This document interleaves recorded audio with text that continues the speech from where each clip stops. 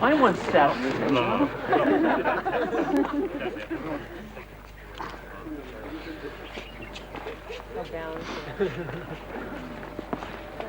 Oh, very too bad.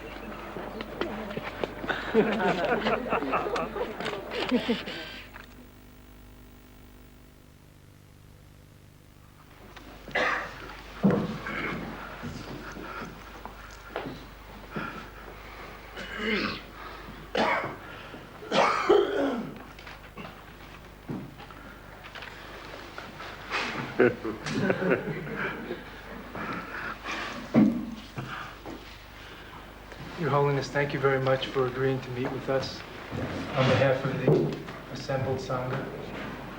And thank you for all of the Venerable Rinpoches, Sangha members, lay practitioners, teachers, and so on for coming.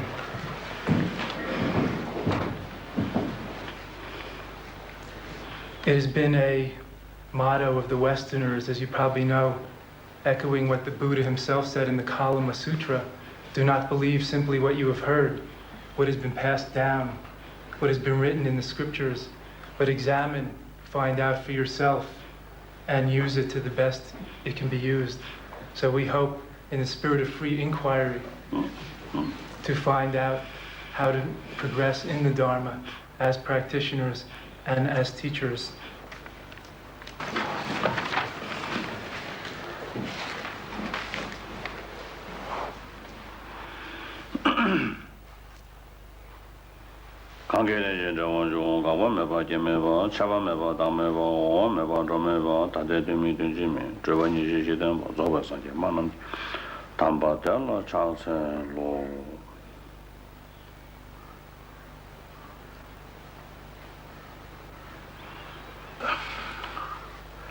Firstly, I would like to express my deep appreciation as a Buddhist monk, as a follower of Buddha Shakyamuni.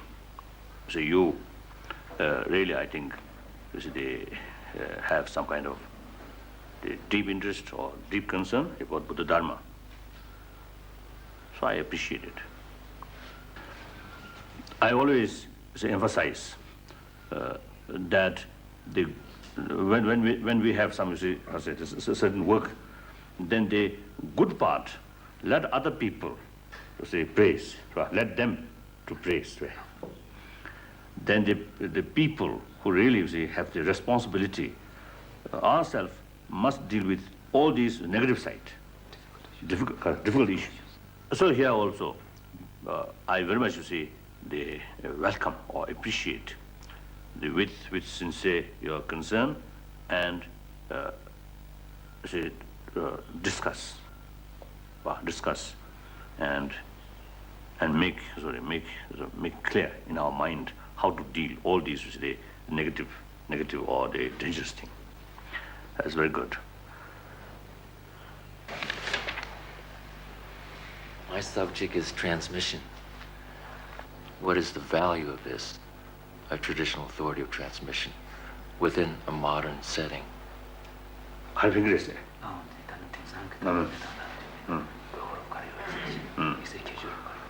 Oh, I think basically we are same human being. When Buddha was there, those human beings and today's human being is basically same. The basic human suffering is still there. Okay. So, and provided I think if we go, the basic, the basic teaching, then of course we are same. Even I think today, I think maybe worse. Now I think those who see Indian, the great master, they have no institution. They have no the name of the Turgu. They're simply just ordinary. Like Teluba and Naruba. The people consider like beggar. Even no proper place where they live. They just remain with dogs. But then, they have deep experience. And acting like just a mad person. Some cases like mad. They, like you said, Naruba, when he was in the Nalanda University, he was monk, very disciplined. After he received teaching from Teluba, he became just like a beggar and mad person, madman. Nobody knows. Nobody gives authority. Of course, he received his teaching from his teacher. And they developed his own, proper, deep experience. Then when, that person has the quality or a capability, to instruct others, to show the meaning of life or the meaning of spiritual, then if someone come to him or come to her and ask, and then see, judge, or examine whether the both sides examine one another. Even sometimes, if necessary, 2 years, examine, watching one another. Then once you're fully convinced, the teacher side, now this will be a proper disciple. The basic motivation of teaching is buddhicitta. Now the teacher side, see that possibility or the quality of that potential, that person, the immediate potential is all that. Immediate potential. The other person's side also, this person is something really reliable and can be trusted, can have the quality, to show me, the proper way. Then through that way, develop some kind of full convince towards that person, and then consider as your own teacher. Then become teacher. So in a way, the real authority of Lama give by student. No one else. Nobody gives authority except student themselves. Decide now, this will be my teacher. Now I will follow this person. That become the guru and disciple. Basically, I believe, I think our new Buddhist friends, I think, must know, their first level, while they learn or listen to some teaching, should not consider as a teacher, just as a Dharma friend, and make warning. They accept as a teacher hurriedly is dangerous, not good. Now perhaps I think you notice, just as the last few days of my teaching here, at the upper part, right, first part, I told, there may be some people who have no faith. From my part, welcome. Just information. Should not consider as a religious teaching, and should not consider me as a teacher. No, just another human being. Listen, no, and examine and watch. There is a second part, initiation. Then I proud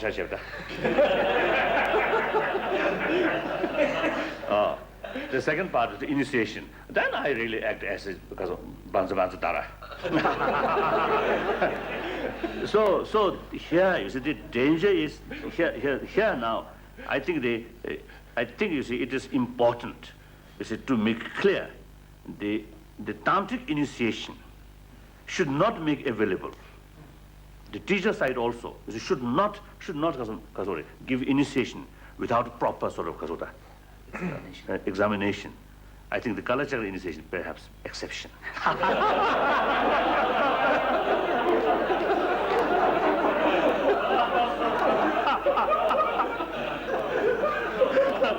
I know, it's defenseless.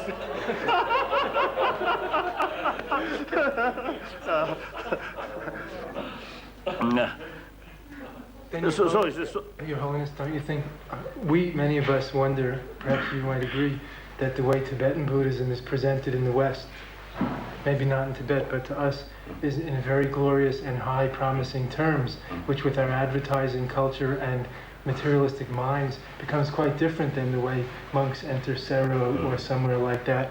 Enlightenment in one lifetime, through Tantra in 7 years, fast, Just like Chinese propaganda.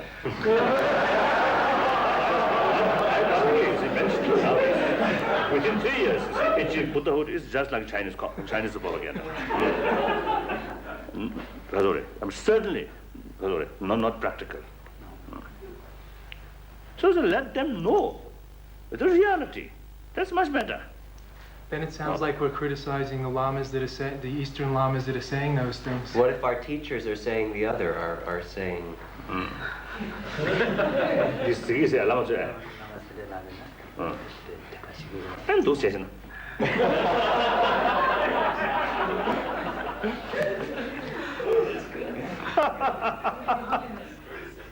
Your Holiness, on this question of criticism, every teacher today almost, with you as the maybe most significant exception, I would say, frankly, every teacher I find almost is criticizing the next teacher and teaching.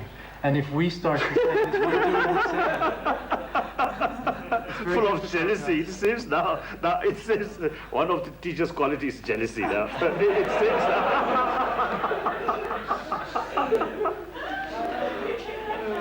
These are sad, very sad. Yeah?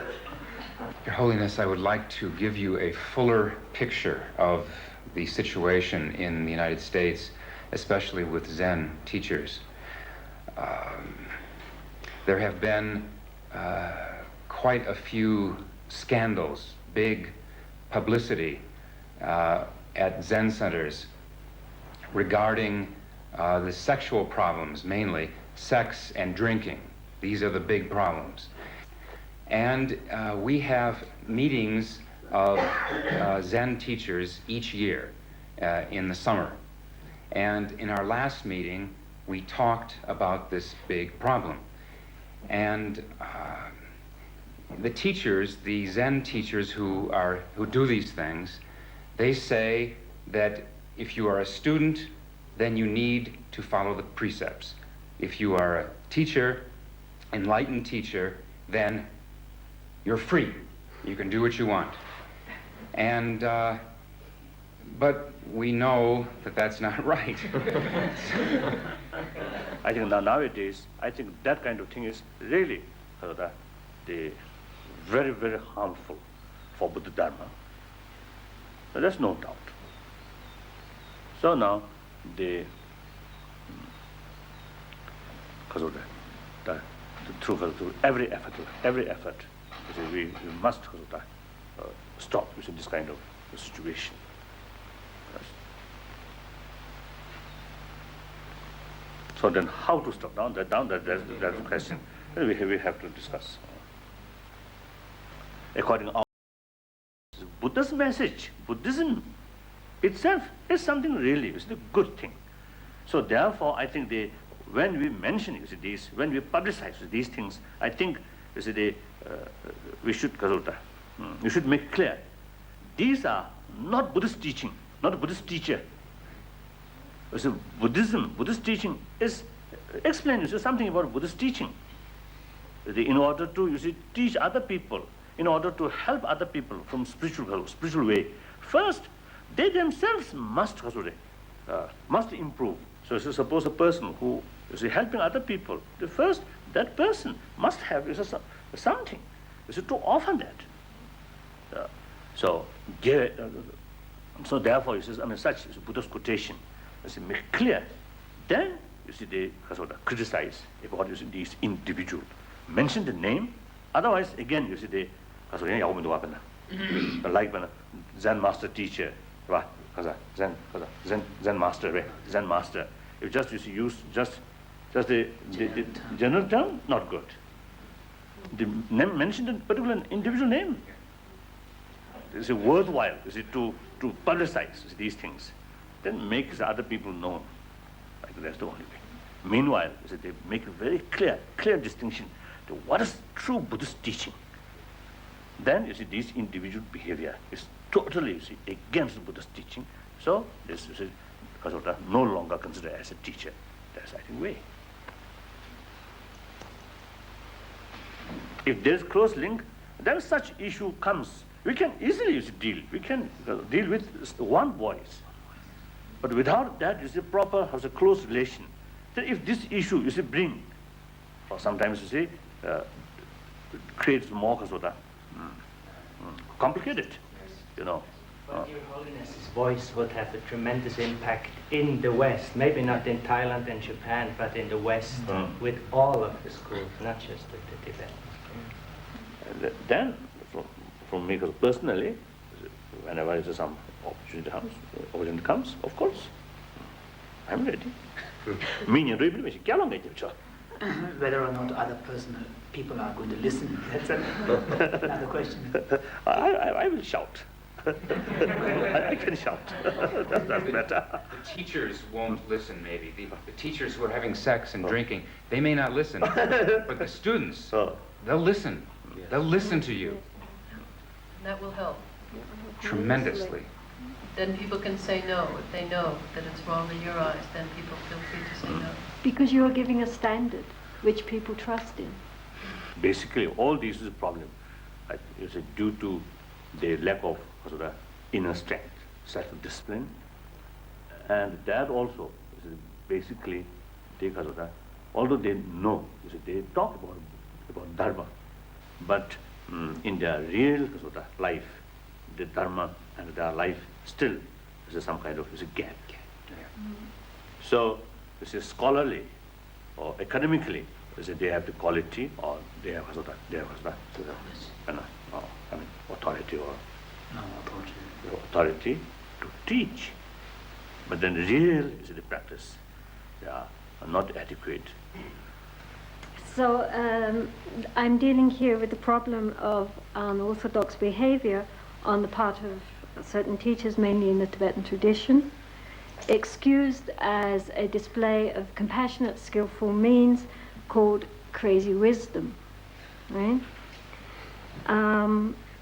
We all know that in certain Dharma circles, teachers act seemingly against the ethical conduct of Buddhism, as we've said, by having sexual relationships with their students and or frequently getting drunk and other abuses and showing outrageous behavior as a display of skillful and compassionate means.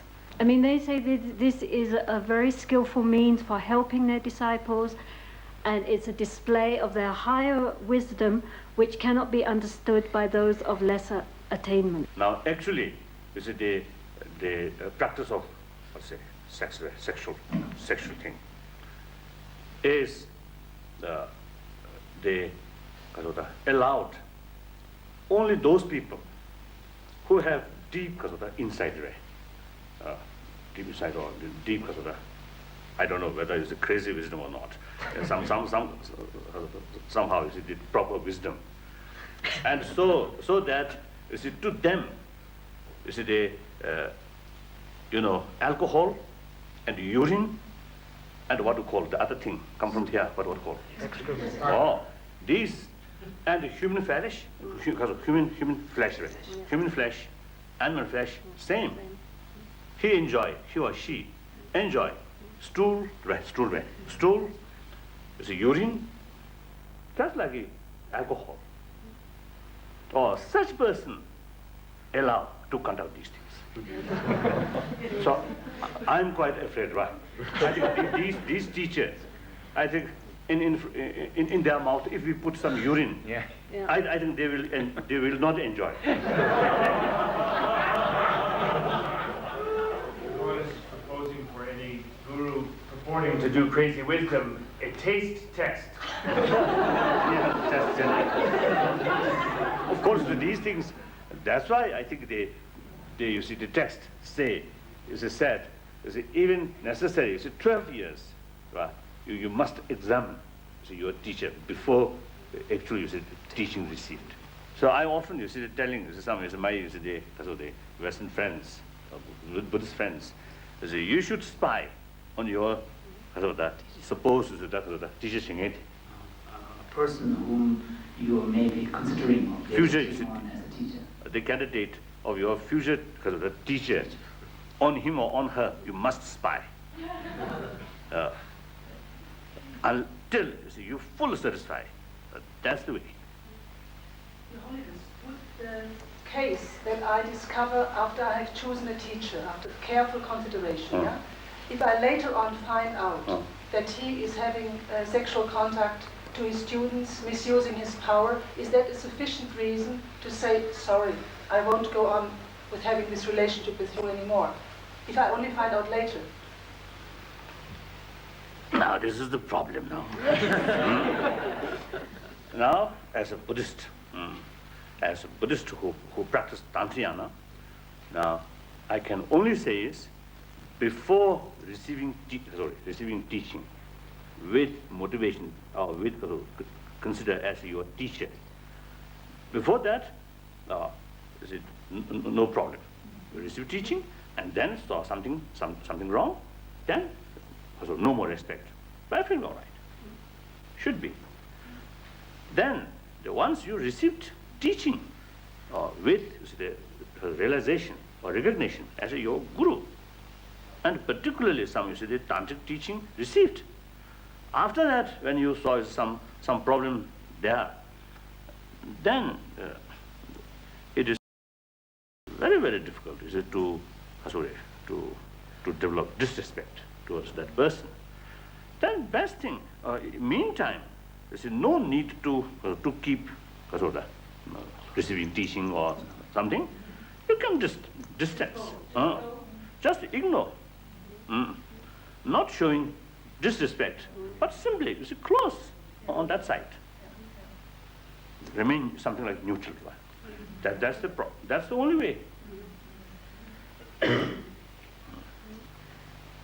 Stories of the Mahasiddhas of the past show that their wild behavior resulted in a spiritual benefit to the object of their seeming. For example, their sexual partners gained realizations, animals that they killed were liberated, and so on.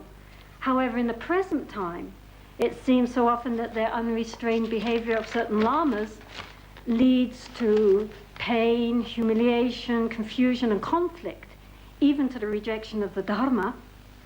So how can this be skillful means or compassionate activity?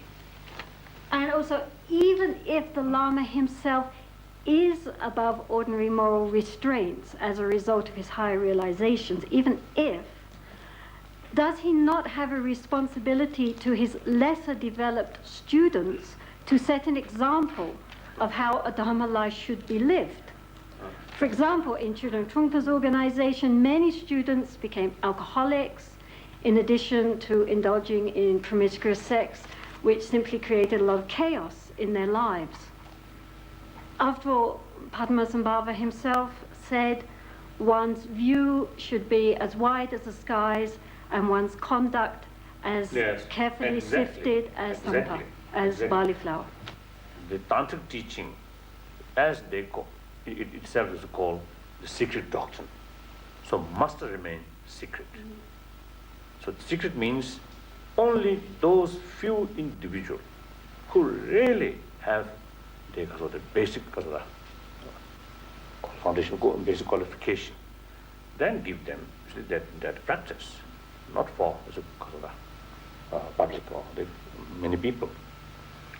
Your Holiness, one difficult complication is that often when Western Dharma centers invite a Tibetan Lama, it's very expensive, and the only way that they can pay for that visit is if the Lama gives an initiation, and then many people come to the initiation and they raise a lot of money. If the Lama only teaches Lam Rim, not many people come, and they can't pay for the visit.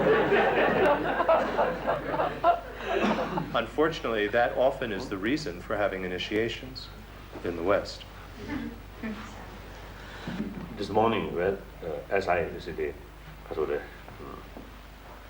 mentioned about this, my own the Kala Chakra initiation, actually, my basic aim, the Kala Chakra initiation, not initiation itself. In the name of Kala Chakra initiation, there's more public attention. People come. Then that gives me opportunity to explain how be a good human being, warm-hearted person. That's my aim. So therefore, the actual initiation, I think very few understand. And without understand, no initiation there. So that's just something like just public function. But that gives me an opportunity. The more people come, at least during that period, I think very few is quarrel. So at least a few days, they develop some kind of positive, compassionate motivation or something, things like that. Yes. Some people were talking about how there is a subtle misuse. There is subtle misuse of power, and often that comes into money. It points out from the way the Western people look at things and the way Asian people look at things, that sometimes you look at monks and they have Mercedes and lots of fancy things and look very rich. And then Westerners see this and think, oh, but we thought Buddhism was about simplicity and renunciation. And then they wonder, and then their faith in the Dharma goes down.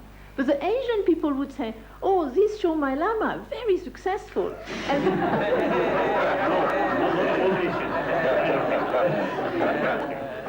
it would show that my Lama is,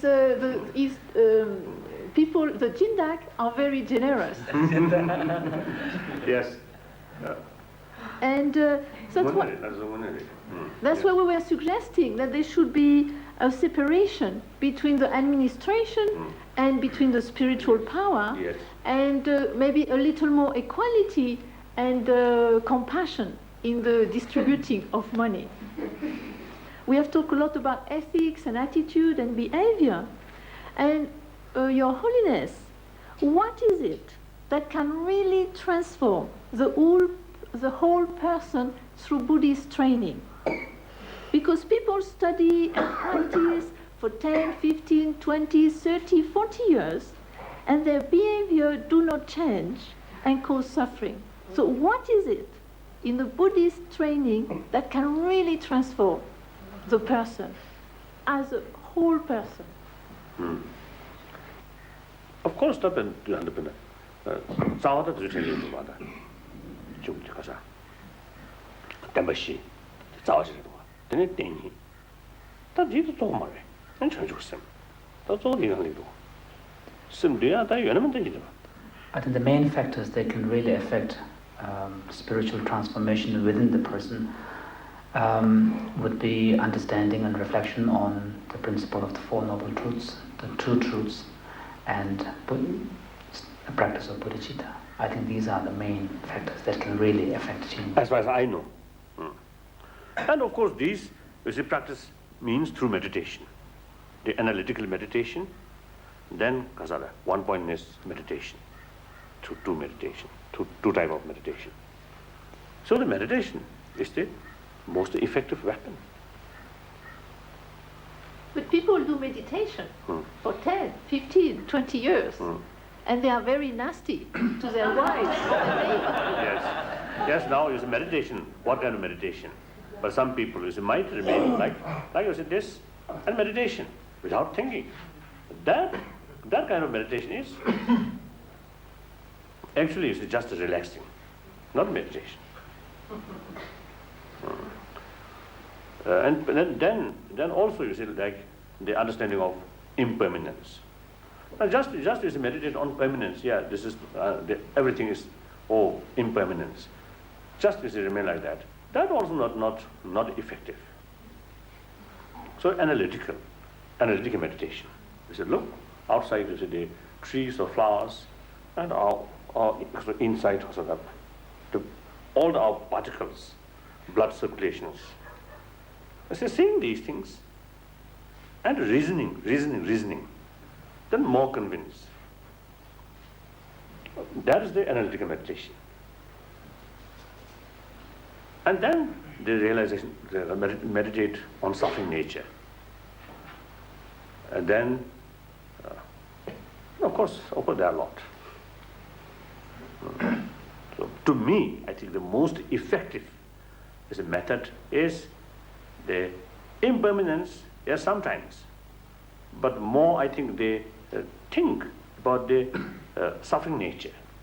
Now there you see again now there's a different interpretation or different meaning, different level of ignorance. You see, in any case, that ignorance as the creator of samsara.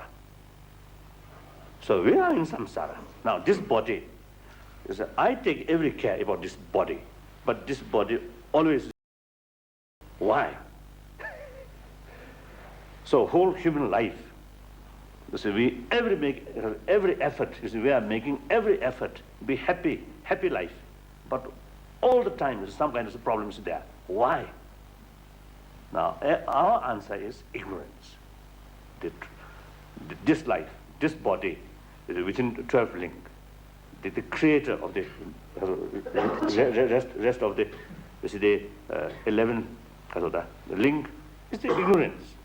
So our master is not guru, but this ignorance is our master, real master. Everything controlled by that. So long situation remain like that, there is no possibility to get permanent peace. So you see, develop some kind of genuine, hatred towards ignorance. Ignorance is our enemy. So long we remain under the control of enemy, there is no possibility to relax, to do something to overcome. If there is samsara, if there is nirvana, if there is no tooth, later two tooth, nirodha and mark, if there is no these other two tooths, then better to forget about this samsara. Enjoy ourselves. Sex, alcohol, relax, swimming, good. If there is, you see, there nirvana is there, it is possible, something reality, something improve ourselves. Then it is our long-term interest. The alcohol, these are short-term interest. The long-term interest is much more important than the temporary benefit, temporary happiness. So that is the way, you see, to improve oneself. Of course, the one side of our mind, the tendency or desire, attachment, these things, they are, as a human being, as a impure one, as the beginner. So meantime, you see, they learn these things and investigate. Through investigation, yes, there is some indication, although it's still the nirvana is far away, but still there is some indication. You can feel there is some smell about a nirvana. In our daily life, it's more calm, less desire, less hatred. Peace of mind is there. That's the indication of the mark of nirvana, isn't it? So like this, through this way, yes, year by year, there is possibility to change. But if we study, you see, books, Buddhist scripture, just read, and remain here, then not much effect. Today we have many forms of Buddhism that do not rely upon a traditional monastic institution. If we take the example of Buddhism in Japan, in particular Zen Buddhism, there is no longer the Vinaya, the Dulwa. We have the example of what Jack Cornfield presented yesterday, lay teachers creating institutions and organizations and traditions who are not ordained Sangha. So are the traditional criteria of ordained monastics, are they the only ones by which a country can be considered to be a place where Buddhism flourishes? Or would His Holiness consider other phenomena likewise as criteria for the presence of Buddhism? I personally, my attitude is whether someone become Buddhist or not.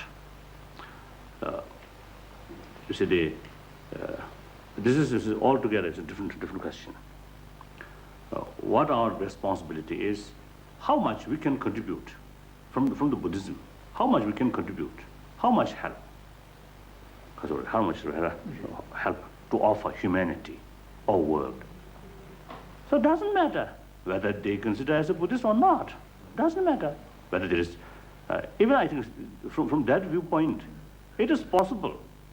This is someone who really, practice Buddha's, the teaching, the essence of Buddha's teaching, say, compassion. And also, I think there's some kind of the conviction about Paticca Shunya, but without belief, reincarnation, rebirth theory. All right, doesn't matter.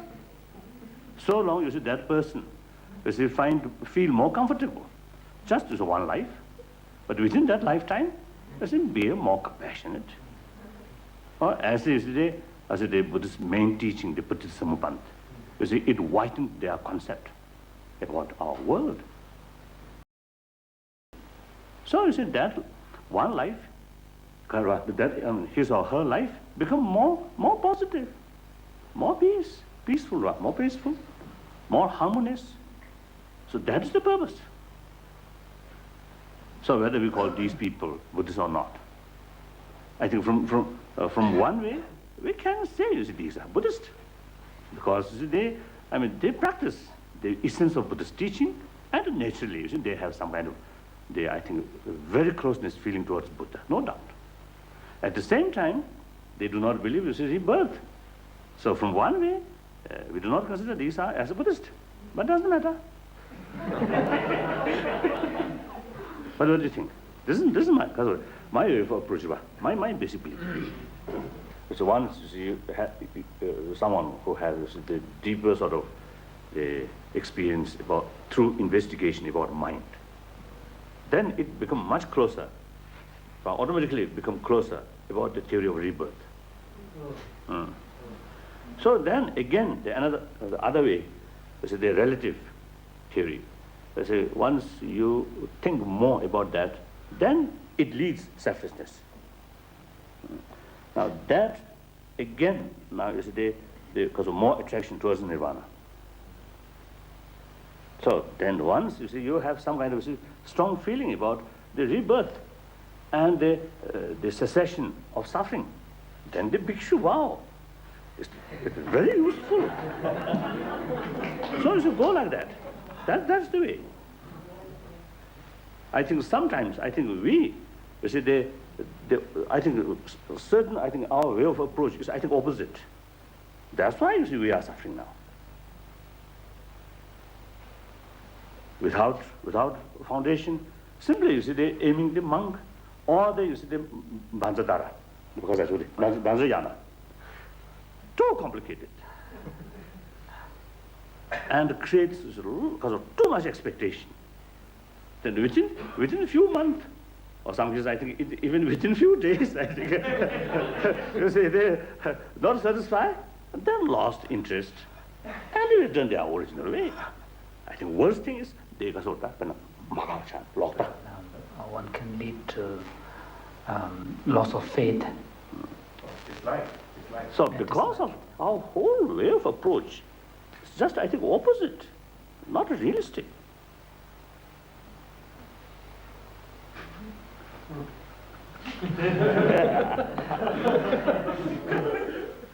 Go ahead, please. Okay.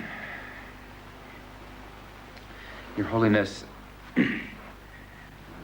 I want to ask about engaged Buddhism. I think many of us teachers were attracted to Buddhism as a way to investigate the mind. And we believed that the best way to change the world is to change ourselves and purify ourselves. Well, exactly. Yes. But many of us have become more and more concerned about the need to help others at the same time. No, I entirely agree. It is important to carry more activities, social work. I think almost 2 years ago, when I was in Thailand, I had discussion with the supreme head of Sangha. Sangaraj, yes, Sangaraj there. I mentioned the Buddhist monk, the traditionally we prefer remain isolate. Now time changed. So like our Christian brothers and sisters, beside their own daily practice, they heavily involve the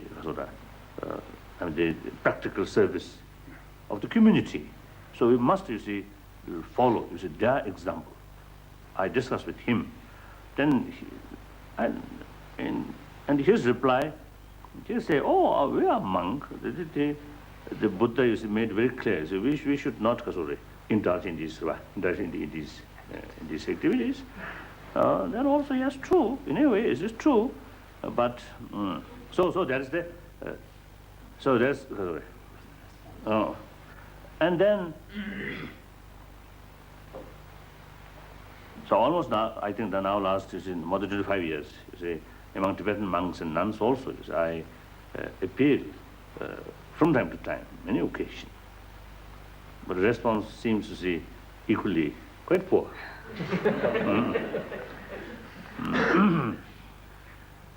So I'm very, very glad to see your Kasura. Your practice, that's very good. But then, as a Buddhist, is the meditation.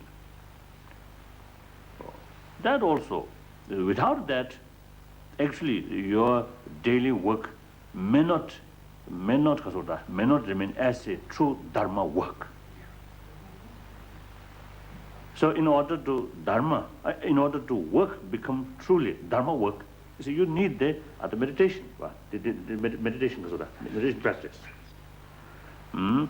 Again, without work, without commitment, they sometimes, the bodhicitta seems sometimes hypocrisy. Not effective. So I think there is some individual case may have some exceptional case. Just to hold their life, whole time, 24 hours is time. You see, our whole energy is to concentrate on certain deep meditation, like some people who remain in mountain. So these naturally, you see, will be very few, right? Very few. But okay, but majority of our the Buddhist community must remain active in the society, must remain the part of the community. That's very essential. So this is a personal story or statement, and it's a little difficult for me to speak because it's so intimate and so recent. A little over a month ago, I left Daibasatsu Zendo. In my leaving the tradition and leaving my teacher, I'm creating space for myself as a Dharma teacher to reorganize. So personally, when I work with students, it will be necessary that they go through some kind of psychological profile as an investigation, not because they're psychologically unstable or sick. In the West, many people still think that psychotherapy is for someone who is mentally ill. So this stigma is there. But I think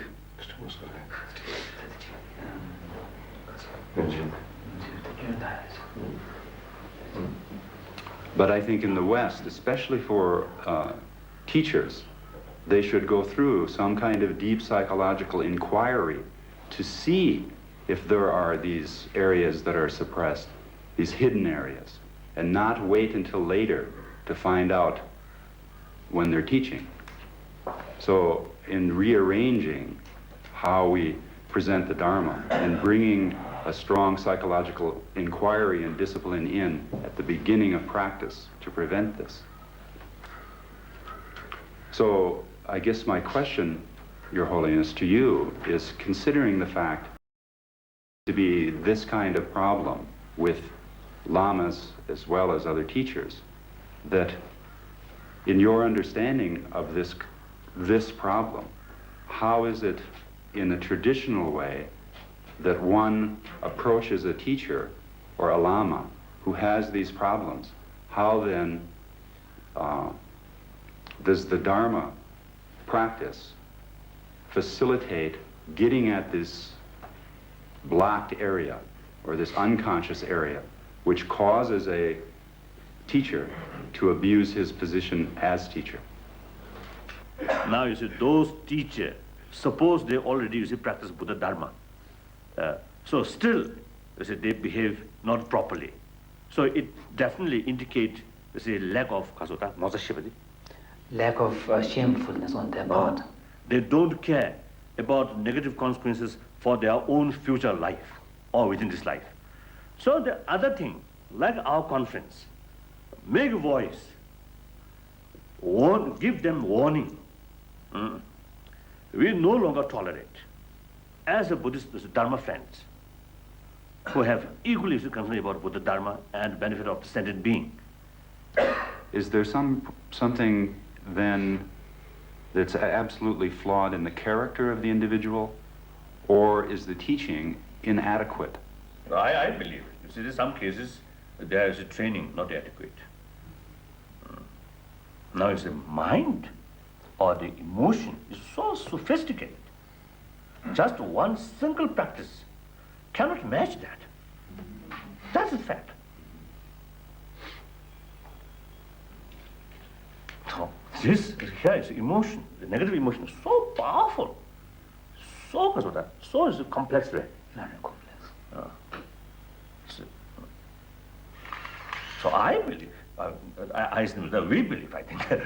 we believe. You see, therefore, you see, Buddha, you see, explained, you see, in order to measure, in order to confront one single emotion, there are so many different methods. Now the point, now you see, some tradition, like you see, Zen, at least, you see, as a result, I do not know, you see, Zen as a whole Zen tradition. But at least, you see, as a result of my conversation with some of my Zen, you see, practitioner, you see, they talk something high. And their practice something, you see, direct, you see, they link, or direct path. And of course, some people, it is sufficient. But I think generally, I'm quite sure not sufficient. And among Tibetan also, some people used to talk high. Yes, I think you see, they have, you see, some kind of, I think, deep experience about that level. But then, you see, because their whole energy is concentrated there, something happened here. They are not ready. So that is the problem. So therefore, I think, frankly speaking, I much prefer the gradual path rather than jumping. Because, you see, if you see someone who properly, you see, meditate on shunya, the result must be more compassionate one. And the genuine sort of the disciplined one. So since there is a positive result, so they are meditate, something must be wrong. So we cannot say, you see, in spite 30, 40 years meditation, still something wrong. We cannot say like that. Their whole, you see, the year, reality wasted. So again, I think, due to lack of study. This is I believe. Your Holiness, I wanted to present briefly the program which I've been involved in with Akron Rinpoche in developing a psychotherapy training, a way of psychotherapy which is based on Dharma principles and almost completely based on techniques which come from Buddhist teaching.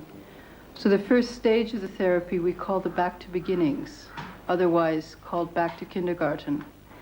And groups of people meet regularly in small groups and spend the time together doing very, you might say, innocent things, like drawing and painting, very simple massage, And then the main focus of the 2 years of therapy is writing, each person to write their life story from the present back to the age of 1, then from the age of 1 up to the present, and then a third time back.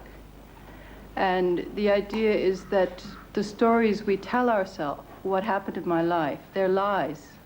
We make up a lie that we can live with.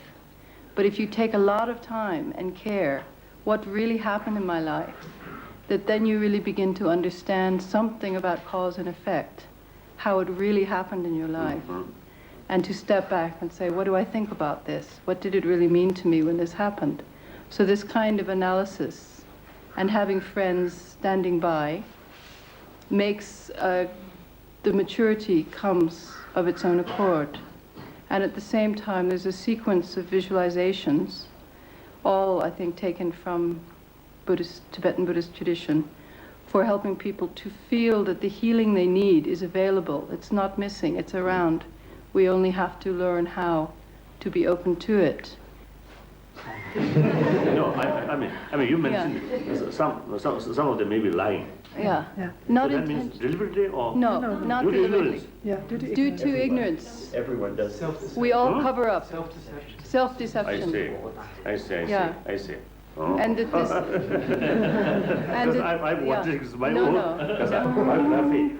How much is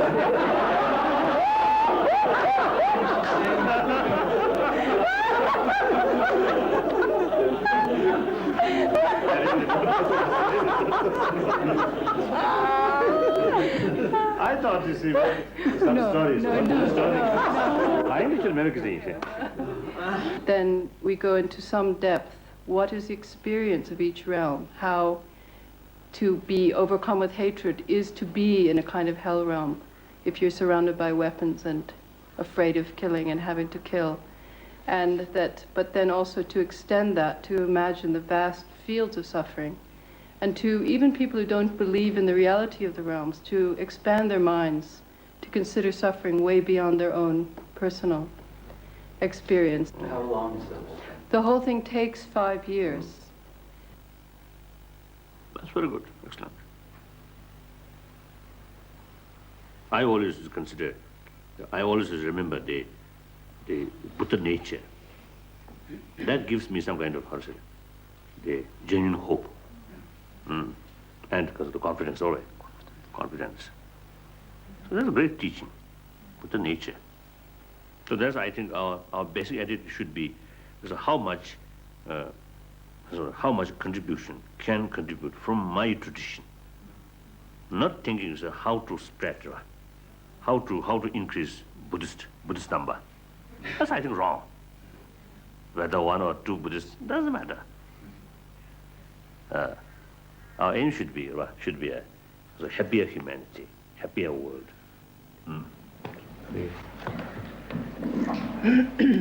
Your Holiness, I would like to start the presentation of the role of men and women in the tradition of Buddhism in the East and in the West with a short. I would invite everybody here in the room, I would invite you, please imagine you are a male being coming to a Buddhist center, and you come into the main room and you see this beautiful Tara Buddha, this female Buddha on the wall, surrounded by 16 Arhatinis, female Buddhas.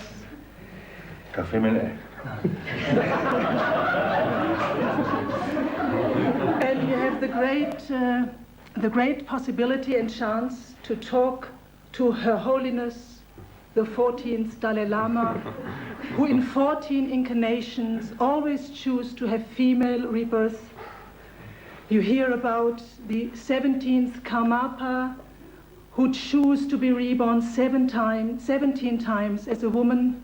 You are surrounded by very high Rinpoche, Rinpoches, beautiful, educated, strong women. And then you see the bhikshunis coming into the room, self-confident and outspoken. And then you see the monks coming into the room, very shy and timid.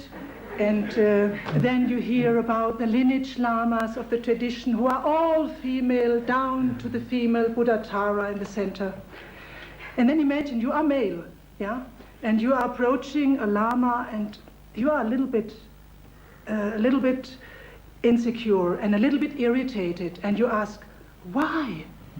Are there only female symbols, female Buddhas, female teachers, female lineage lamas? And this lama tells you, why do you worry? Men and women are equal. Men and women are equal, I mean, almost. Well, I mean, we have some scriptures which say a male rebirth is inferior. But, I mean, this is just a compassionate perception of reality. Isn't it so that men have a more difficult time when all the leaders, politically, spiritually, philosophically, are women? Well, then maybe this male student who is very sincere goes to another lama of a Mahayana tradition and says, what about all these women? I mean, I'm a man. I mean, how can I identify? And then this teacher says, don't worry, you just meditate on shunyata. In shunyata, no man, no woman, no body, nothing, no problem. And then you go even to a tantric teacher and ask him, well, all these women and I'm a man, I don't know how to relate. He said, don't worry, you are Dhaka, beautiful Dhaka, you are so useful for all these practitioners to rouse their energy and to help them get enlightened. This is the visualization. Yeah? So, and now my question to Your Holiness. What would you recommend to your male students, lamas, to help overcome their patriarchal behavior in body, speech, and mind?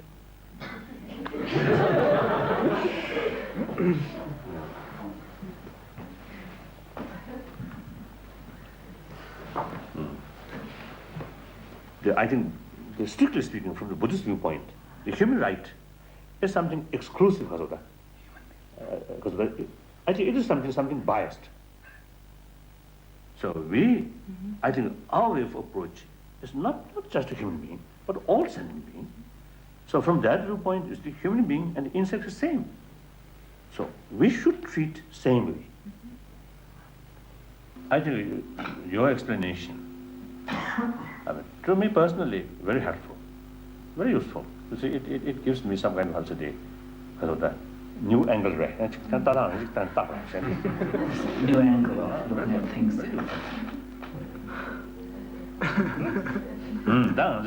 Bhikshu. What is your reaction? And our Zen masters within Buddhist tradition. What do you say?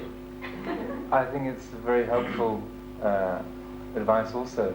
It's a very big problem in the Theravada world. I think it's a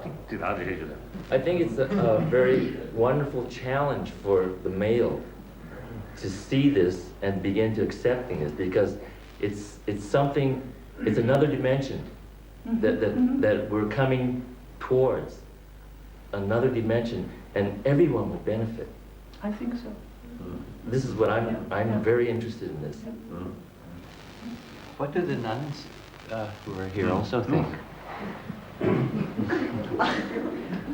It was very meaningful to me what Sylvia said, because I've found how the prejudice, even the subtle prejudice in the institution, has affected me psychologically and become a hindrance on the path. You know, even though my teachers are very, very encouraging, and I receive the same teachings as the Western monks, this subtle prejudice makes you lose confidence. And in the same way, having, for the first years of my ordination, I tried to become a Tibetan nun and lower my head and like this and stay in the back of the room. And that does something to you psychologically, so that you, it makes a block on the path. Please. Yes. About sexism, I mean, when I came to India, I was ordained and lived in a monastery with 100 monks. and I was the only nun. I think that's why eventually I went and lived by myself in a cave. The monks were very kind. I mean, I didn't actually live in the monastery, but I had a room apart from the monastery. The monks were very kind. They were all my cousins, my uncles, some of them like my brother. I never had any problem from a sexual or any harassment point of view. They were all very wonderful. But, of course, I was unfortunately within this female form. I mean, they actually told me, well, they prayed that in my next lifetime I would have the good fortune to be reborn as a monk so that I could actually join the monastery. In the meantime, they didn't hold it against me that I had this inferior rebirth in female form. It wasn't too much my fault. And they had compassion. I once asked one of our Rinpoches if there was any advantage in having a female form. He said he would go away and think about it. The next day, he said to me, I have been thinking about it. No, there are no advantages. So I thought, well, at least one advantage is we don't have a male ego. Anyway, yes. That is a family ego. But isn't it the case that it seems these days the female ego is also rising? The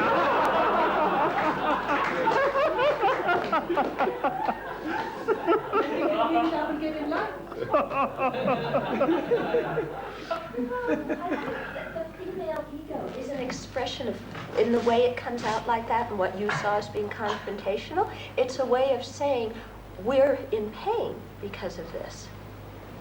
And we're trying to get that pain acknowledged instead of, oh, no, it's really not any problem. Everything's equal. You know, at least if the pain could be acknowledged, even if it can't be remedied, I think it would make us feel better. Usually, my feeling is the female side, they must develop the self-confidence and take the maximum opportunity, make themselves equal in every field. That's more important. Yes? Then in case there are tradition, religious tradition or social tradition, they actually they become obstacle, then we have to tackle that. That's what I do. So that's most welcome. Very often, teachers, both in Asia and Western teachers, promote sectarianism, maybe out of conceit or of competition or jealousy, even more often out of ignorance. For example, we find that the tradition lacks a practice aspect, as we spoke about yesterday and this morning, an aspect that we really need. But when we want to look for it somewhere else, we're being discouraged by teachers or even get threatened with expulsion from that tradition. And that's a very difficult situation for the student. Or I practiced in a retreat for a whole winter in Bodh Gaya doing Vipassana practice. Then my teacher heard that I was going to Dharamsala for the summer. And he said, this is an example, he said, with true compassion and care for me, he said, Dharamsala is a wonderful place, but be careful, there's Tantra. He was genuinely concerned that I would be misled and be in great danger. And it goes in every direction from every tradition I have met in some ways towards other traditions. I think that all this comes down to what I think is maybe the main cause for sectarianism as I see it. It's the lack of information, the lack of understanding, and the lack also of practice or trying some practice of other systems. True. So the question to Your Holiness is, how can we avoid those problems in the West, or at least make them less? How to relate to to teachers who are effectively sectarian, and to that kind of text that I mentioned? And with that, the question, if we expose them, if we speak about that, we're in a way already sectarian ourselves, putting down that way. But if we don't react, then we become guilty of complicity. Very true.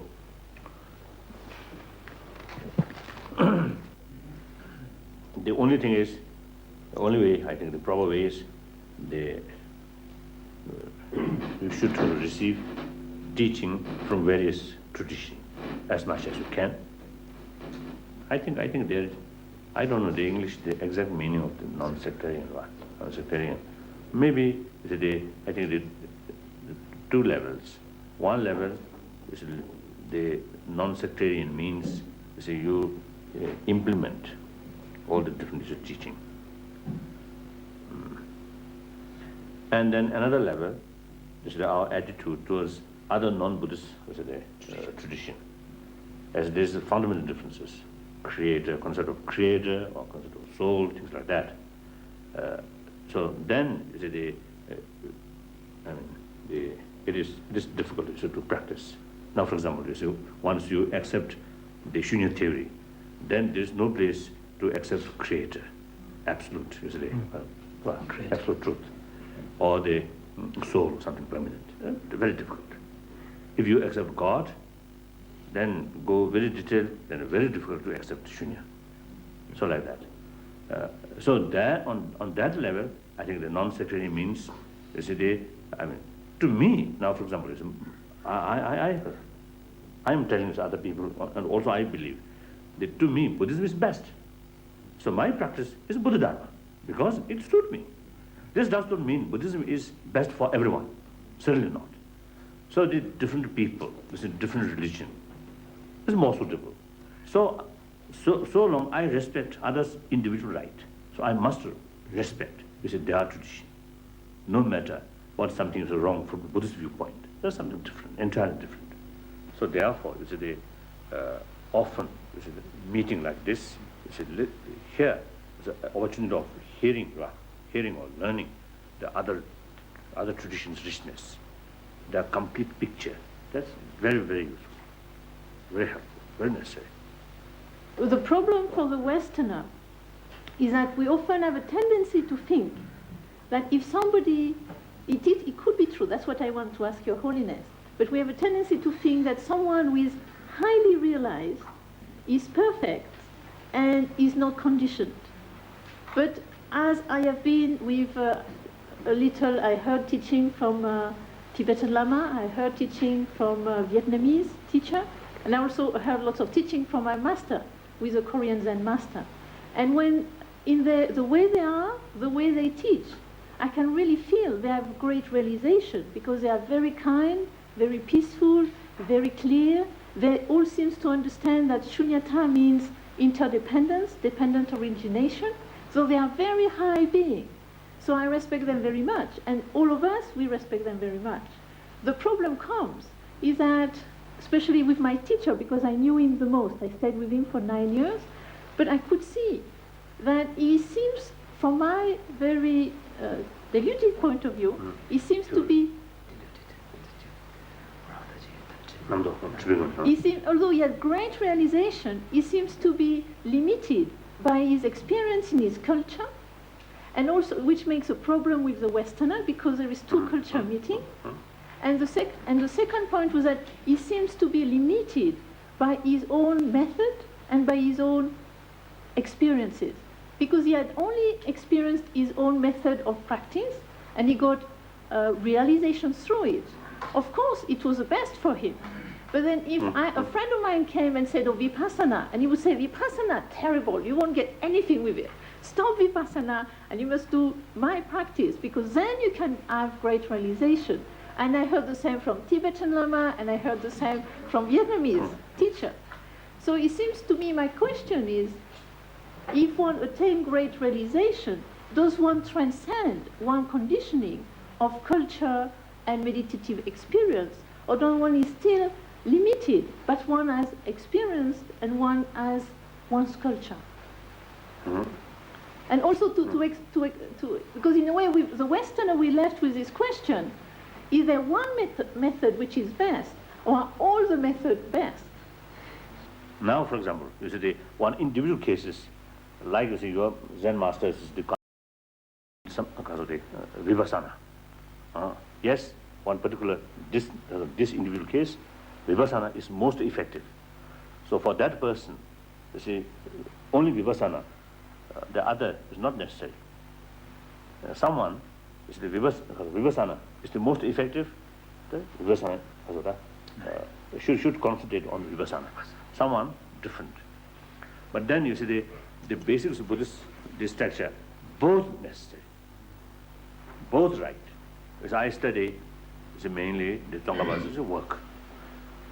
Then meantime, I received teaching from Nyingma tradition and Kogyu tradition and Sayadaw tradition. Then, in certain point where the Tsongkhapa's explanation not very clear, then they from Nyingma tradition's explanation very helpful. And a certain point in the Nyingma tradition not very clear, not elaborate explanation there. The Rinpoche's explanation very useful. Well, first of all, I would like to make it clear that, of course, monasticism is not for everybody, nor should it be for everybody, but there should exist the institution of monasticism for that small group of individuals who are drawn to the ideal of a total dedication to the Dharma through renunciation and purity.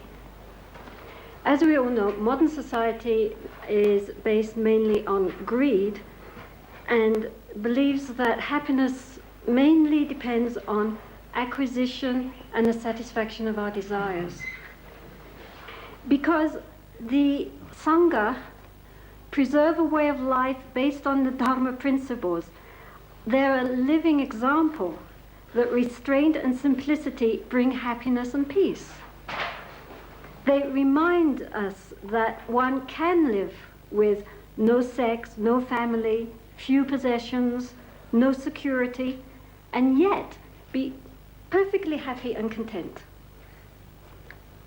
So therefore Sangha are seen as escapists, as neurotics, as parasites, as people unable to face up to the challenge of intimate relationships, and so on. We all know about this, huh?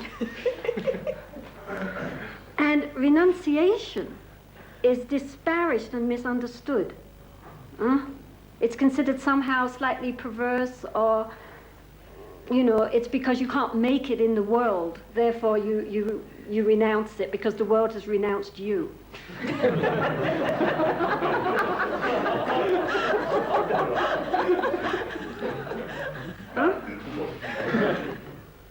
Then they get very little support from the lamas, you know. I mean, Your Holiness, this is true. I mean, for one thing, lay people are not Western lay people, Western lay supporters are not even encouraged to esteem the Sangha, or at least not the Western Sangha. Unlike in traditional Asian societies where the lay people naturally esteem and support the Sangha, in the West this is not so. They're not, the lamas never mention this as part of their Dharma practice. And so the lay people think, well, who are they? You know, and there's no sympathy or appreciation of what they are trying to do. The lamas ordain, and then you're just thrown out on the world with no training, no background, no encouragement, no support, no guidance, nothing. Get on with it. This is very hard. And I am surprised that so many of the Western monastic Sangha stay for so long. I'm not surprised that they disrobe. They start with so much enthusiasm, so much pure faith and devotion, and gradually it just goes down and down as they get so discouraged, so disillusioned, and there is no one who helps them. This is really true, Your Holiness. It's a very hard situation, and it has never happened in the history of Buddhism before. I make a prayer that that this life of purity and renunciation, which is so rare and precious in this world, that this jewel of the Sangha may not simply be thrown down into the mud of indifference and contempt.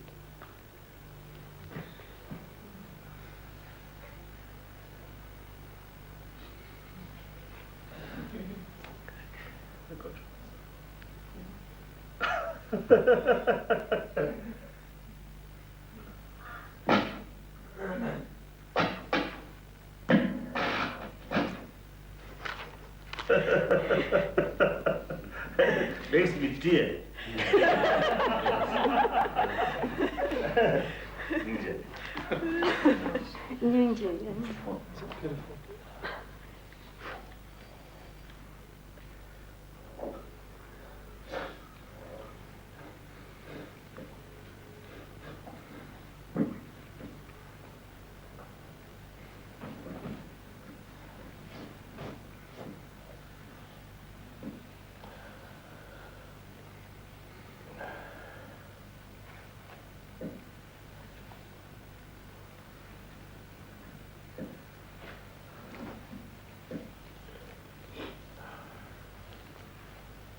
자, 早清洗。啊，早清洗。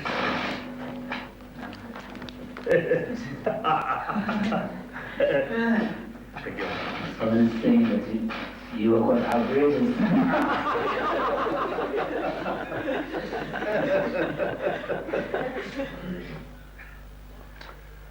Well, the difficulties that the Western Sangha are experiencing. As a monk of 19 years, I also have to take some responsibility, and that's difficult to do in some ways. One of the things that attracted myself and many of my other brothers to Tibetan Buddhism was the tradition of philosophical investigation, particularly the Madhyamika philosophy. And also the tradition of meditation, particularly in the tantric meditation. Seeing that kind of training as the main transformative technique in Tibetan Buddhism, like that. And that the taking of vows as a monk would be the best means to ensure an uninterrupted pursuit of those kinds of study and practice, so that the appreciation of the ordination was simply like, don't break the vows, and then get on with the real work of studying the Madhyamika philosophy and training in the tantric practice, like that. And when I reflect over my life, I think that whatever spiritual growth has happened in my life since I met Buddhism in 1972, in fact, all of it has come from the effort or struggle of trying to keep my vows.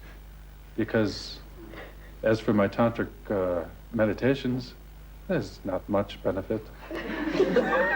Some appreciation keeps me going, but my meditation is not really a strong, powerful meditation. And over 20 years of studying Madhyamika philosophy, I still have a hard time finding the object to meditate on, like that. So in fact, whatever kind of quality I've been trying to keep my vows, like that. So it's interesting, the difference in kind of emphasis and appreciation of what's really the practice that brings transformation. I heard one quotation of a geshe. He said he became a monk and he studied the great classic texts for many years. And at the end of his study, he studied the Vinaya and he discovered he wasn't a monk anymore.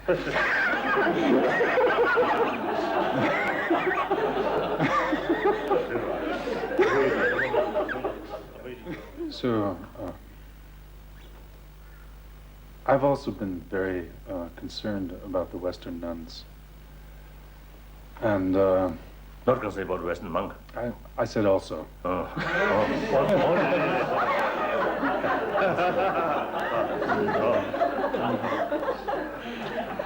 And the relationship between the monks and the nuns, like that. And how, it's kind of brothers and sisters, like this one family together.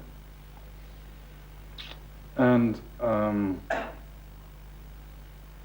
and I'm also aware of the kind of, what we call in the West is the problem, the gender problem and sexism, like that. I became aware of that a number of years ago, and so I have some empathy or some sympathy with the situation. So during the ordination ceremony that we have at Nalanda Monastery, our abbot has asked me to participate in that, and sometimes I have a small role of like, for instance, determining the actual time of the ordination. So, so it's important to know when you're ordained so that when you come into a gathering of other Sangha, everybody knows where they're supposed to sit. It is very clear. So, as I also believe in the policy of trying to make everything clear, I took, and also as I have a very difficult time memorizing Tibetan, so I translated this section into English so that I could memorize it and so that I could make it very clear to the people getting ordained. And what a shock I found. Because there it says that when you're lining up, people of greater ordination sit ahead of people of lesser ordination, and of those of the same level of ordination, then they sit ahead if they were ordained first, except with the nuns and the monks. Bhikshuni. It says there that a bhikshuni of many years has to sit behind a novice of one day. Because although the ordination is superior, the basis is inferior. Like that, that's what it says. So I was shocked. I said, oh, there it is. I'd never seen evidence of the kind of sexism in the Buddhist Vinaya before. I just heard about it, then there it is. So then, during the ordination ceremony, I stand up as a respectful gelong, like this, and I proceed to recite this, and I get terribly embarrassed. Not only embarrassed to say it, but ashamed of the institution that I'm representing. And I'm thinking, as I'm saying that, why doesn't she get up and leave? I would. if I were to hear such a statement. And so then what I want to do is change that. I believe, you see, some of these because of the discrimination on the basis of the body, I believe due to the existing circumstances when Buddha taught. So therefore, that, as you mentioned, I think we can consider as a cultural part, right? So it's a culture change. So that part, I think there is sufficient reason to change.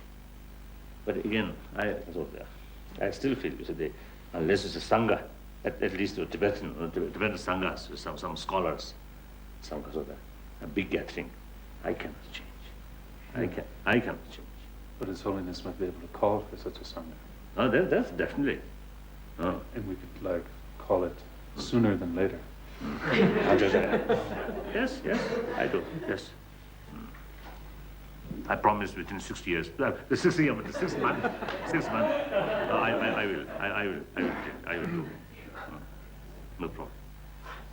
No problem.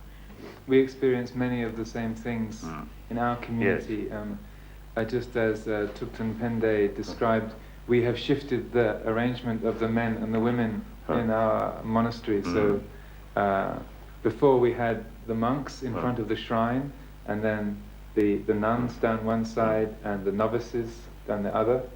So the monks have between everyone and the Buddha. And now we shift, so you have nuns on one side and the monks on the other.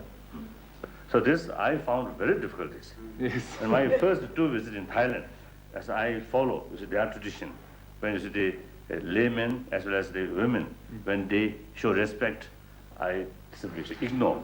That's their tradition. And now this time, it's my third time, I just ignore their tradition. I practice my own way. You see, when they did like this, I do, whether laymen or women, and shake hand. So I think this is some monks, I think the Dalai Lama no longer as a monk.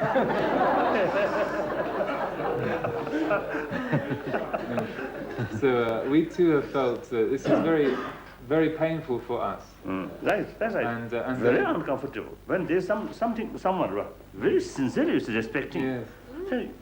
It's very the feeling of being very arrogant. Right. And so, but then to have this every day, every morning, every evening, when people pay respects to you as a senior monk, then it was like having a spear in your heart every time. So we had a meeting of all the senior Western Sangha in Thailand, and we decided to change it. We had a little revolution. Oh, terrible. So now, at the end of a ceremony, or when someone is... with permission of your Thai teacher, or without their acknowledgement? We decided amongst the Westerners, and we didn't have time to check with the Thai master.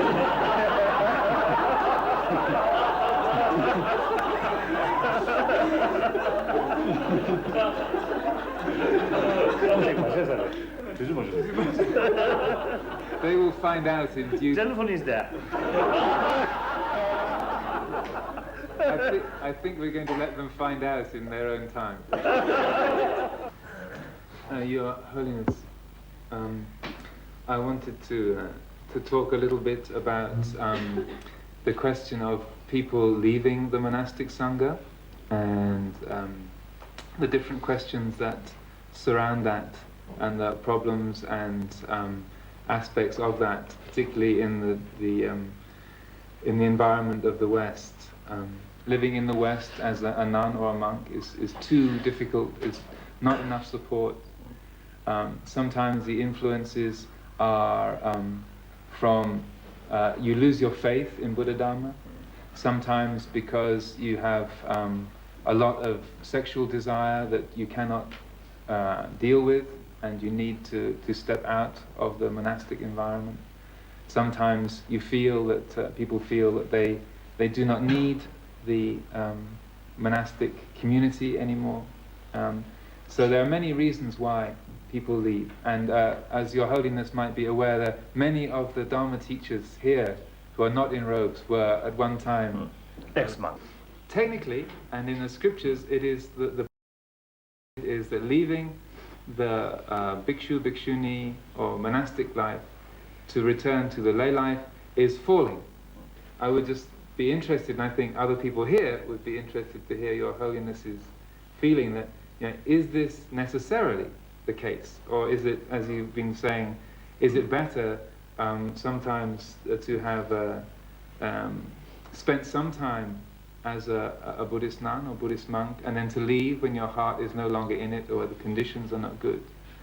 The other day I mentioned the Buddhist stated where there's a monk sangha there, and to carry those three practices, he feel very comfortable or less anxiety, right? So that therefore the sangha in Buddhism, no doubt, very important.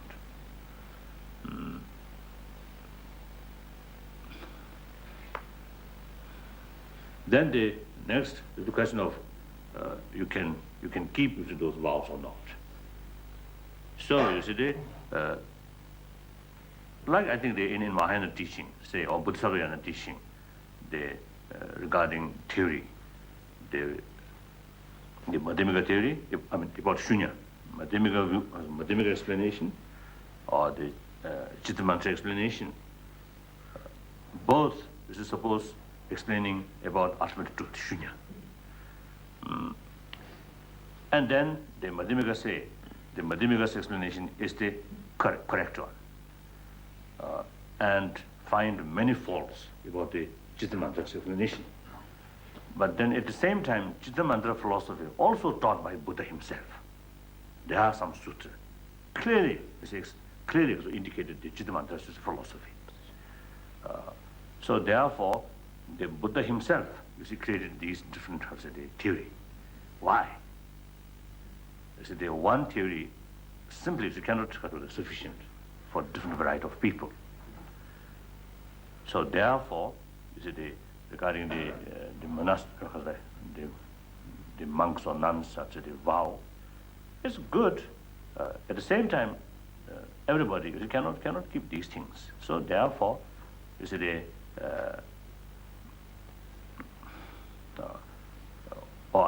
or another word, I think everybody cannot keep a whole life. So in that case, someone who has some strong desire to take the vow, but in reality cannot keep properly for whole life. So under such circumstances, I think the better is the Thai situation, Thai tradition. I think it's good. But at the same time, every work, every human action, there's positive things, negative things. Like the philosophy is a middle way. So every aspect there should be middle way. Too much kasota. If it is made, if it is made too flexible, not good. But too tight, too rigid. Too rigid also is not good. So basically, I prefer the Thai thing. Thai system. So therefore, the individual, they also have the freedom. Go join monastery, and then and live. But this also, I think, very helpful. While they remain in the monastery, remain as a good monk. So if gives you some more freedom, more flexible, I think those who really remain as a good monk, these people they remain, and those who are a bit stupid or a bit naughty, they will go. So this is my attitude. Now then, obviously, the value of monk and nun. That's to me it's quite clear. The monk, as a true monk, there's less disturbance of the mind. Of course, I think the basic thing is our main aim is nirvana. Even from the general speaking, general order. Yes, the aim nirvana. So how to achieve nirvana? This is our enemy. That is the first link of 12 link. 12 links. First. The first chain. The 12 links of inter-Tibetan origination. The first link. That's really, the kasota. Not only aggressor, but also very, very intelligent, right? Intelligent aggressor. Very, very difficult to defeat that. Even nuclear weapons, you cannot destroy that. That's the most powerful, isn't it? And also, I think because of that, it's also very devious, very clever. And the looks, that one looks very kind to us. Reality, lead wrong way. So in order to fight with that, the vipassana, isn't it? The vipassana, which realize shunya or anatma. So for that, one pointness of mind is highly necessary. Without that, very difficult. Even though you may achieve that wisdom, but that wisdom will not be effective unless you have combined with the samadhi. So samadhi means the training of mindfulness. So in our daily life, mindfulness, as a monk, when our eye goes somewhere, immediately remind, and our mind goes somewhere, immediately they control. So this, I think, the shila, actually, the increasing or training of mindfulness. So the more the power of more power, the chamber, the greater the force of your mindfulness, the greater success you will have in attaining tranquil abiding or shamatha.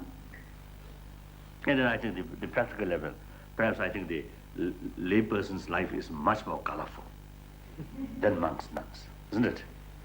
But at the same time, you see, the long run, our mind remain like, our life remain like this. Not so colorful, but very steady. Constant. So no matter how colorful, we have to die. We have to be passing through old age. One become old age, is a wife and husband is waiting one's own death and looking at each other's at each other's face, helplessly. Yeah. This is a long term. I'm not talking about the nirvana, but within this lifetime. There are some good things there. Rewards. It's really worthwhile to keep these vows, to keep to remain as a monk. We met yesterday evening and came up with a list of 9 or 10 direct actions or suggestions that we would like to implement as a result of the gathering. The first is the decision of the group. We would like to write a letter of information on many of the topics that were addressed here and send it to other Western Buddhist teachers and Western Buddhist centers, and draft of the kind of letter we are thinking to send. So I will read out, Your Holiness, this text. From March 16th to 19th, 1993, a meeting was held at Dharamsala between His Holiness the Dalai Lama and a group of 20 Western Dharma teachers representing the major Buddhist traditions in Europe and America. The aim of the meeting was to discuss openly a wide range of issues concerning the transmission of the Buddha Dharma to Western lands. For many, His Holiness's advice served as a profound confirmation of their own feelings and concerns. It is sincerely hoped that such dialogues with His Holiness will be able to continue in future. The conference served as a valuable forum in which representatives of different traditions were able to meet together and exchange views. We are planning for such meetings to continue both amongst ourselves and with our many other colleagues who were unable to be in Dharamsala. And finally, we express our heartfelt gratitude to His Holiness for his exceptional generosity, compassion, and wisdom. So I deeply appreciate. And firstly, this kind of the gathering. This is the first experience. First experience. As I mentioned before, I very much appreciate. And then secondly, this is day by day. I think everyone really take genuine sort of involvement, commitment. I very much appreciate. Then thirdly, I think our smile. From first day, second day more, third day more. That also, I think, the indication. Everyone, human being, in spite of the different sort of the language or different dress, different, I think the personal nature, but we are same human being. So when we come closer, the basic, I think, human nature then come out. At the beginning, some kind of superficial things there. Then we come to closer, then these superficial things go out, then real person or real human feeling come out. The real real human being, I consider, I believe, gentleness, compassionate nature. So on that level, I think full of peace and full of compassion, full of harmony is there. So whether we call Buddha nature or not, it's something different. So that's my basic belief. So I think we produce some, I think, the positive sort of that atmosphere, and each of us, you see, I think absorb that positive atmosphere. Now what is important? Now past is past now. Whether something good or bad or past. Now, what is important? Future must be must be good, because everyone wants something good. So now, as a Buddhist, no creator. We ourselves as a creator. So future is our own hand. So must realize that. So make every effort. That even fail doesn't matter. We made every effort. No regret. Thank you.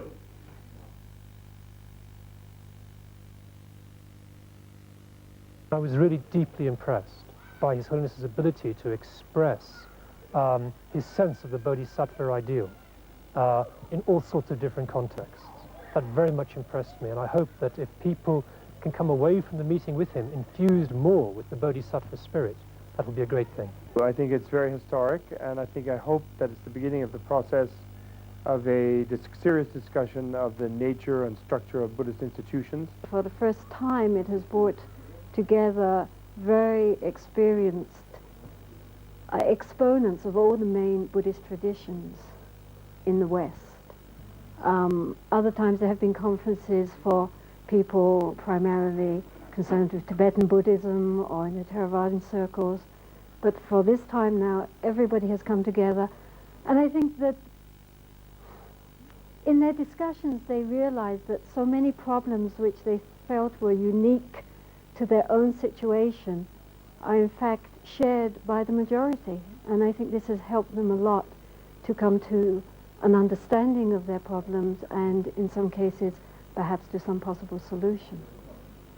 Being able to come together to speak, to share and discover this commonality that respects the particular differences of different traditions and yet recognizes what is common, I think it is tremendous strength to the whole process of the development of a Western Buddhist culture. Not that it's going to be easy, but it'll be, at least there's the first step. I have confidence in that. And one of the main things is that there's obviously a universal concern for adoption of a very kind of clear and exact code of ethics, and not principally for Buddhist people in a position of teaching Buddha Dharma in the West, but also conveyed from the people who are teaching, who are obviously the examples that others have to follow, to convey into the Buddhist world at large that that virtue and ethics are not a dispensable aspect of the teaching, or something that could or should be overridden by kind of teachings on the absolute level of, we're all Buddhas, everything is one, all beings have the Buddha nature, everything is perfect, therefore, I can do what I like. And using that, as it has been used in the past, as a kind of license to just follow one's own inclinations and fears and desires. And so I think at the human level, first is to meet, to make contact. At the maybe theoretical level, to realize that maybe there is something to be learned from other traditions. Then I think the second important point is the fact that there is His Holiness, and is a very high, I would say, realized person. And so since we are on that path, and we really look up to him, and to see him in action is very inspiring, and to see his wisdom, his compassion, it also makes us, I think, even more easy for us to be open-minded, and to really try to look into these things, and to think, to think of these things with wisdom and compassion at the same time. And I think that's what the Holiness is showing us, that we must be, have integrity, but at the same time be kind to each other. His Holiness seemed to implicitly give us encouragement to be creative with the Dharma and to try to adopt it as best as we can to situations. And that was very helpful because it gives us this license and reaffirmation that what we've been doing has in fact been the right direction. I think one thing that's important is not to think that we are thereby going to be simply following what the Dalai Lama says. I think this is an important point, that I don't think anybody here will say, right, I can do this now because the Dalai Lama has said that's okay to do. That, I feel, would actually go against the principle of what the Dalai Lama was opening up in this dialogue. That is, that each person should rely more upon their own sense of what is right, of what is authentic, and to act upon that sense rather than feeling beholden to some higher authority. The conference has spoken for itself in many ways because there's a whole variety of different points and ideas and difficulties that have been brought up and discussed, and yet the very fact that all these different disparate elements of the Buddhist world in the West can come together and can meet harmoniously, can discuss some very kind of tricky and pointed issues in some cases in a very civilized and friendly and loving way is a tremendously good sign for the Buddha Dharma.